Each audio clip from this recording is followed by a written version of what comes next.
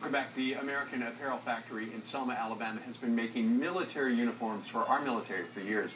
But just this past year, they've been forced to lay off 255 workers and shut down a plant, all because the federal government has decided to let federal prisoners make military uniforms instead. Kurt Wilson is a retired Air Force colonel and the executive vice president of business development at American Apparel. Kurt, how did you find this out?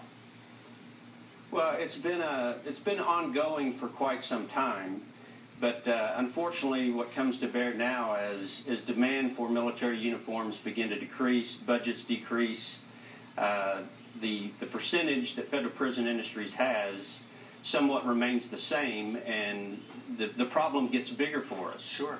And work gets fewer, so therefore we have to lay people off. Yeah, sadly.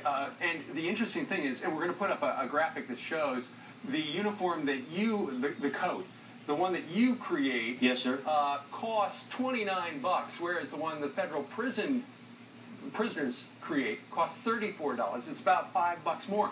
But by mandate, the law, Kurt, seems to steer business toward the prisoners, right?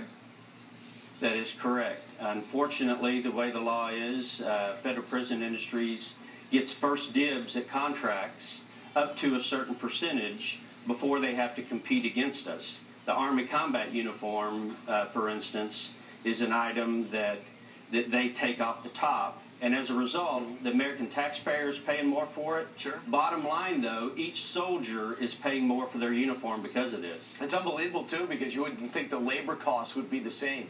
They get paid 23 cents an hour. This story is untrue. It's absolutely unbelievable. You would not be able to tell this story on the street and anybody believe you, that actual prisoners are taking jobs away from law-abiding citizens. Right. It's absolutely amazing. Well, the prisoner needs something to do while they're in there, you know, idle hands. That's we all agree. Right. So, Kurt, what would you like to see done?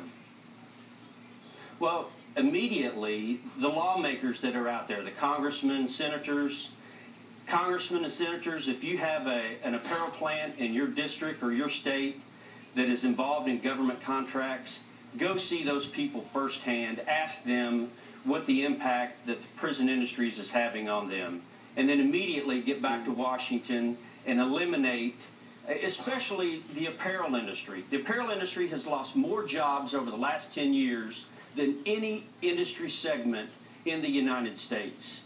So you would think that the prison industries would back off and stay away from the apparel and allow this industry to support its government.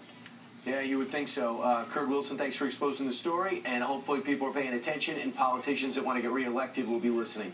Thanks so much. Thanks, gentlemen. All right.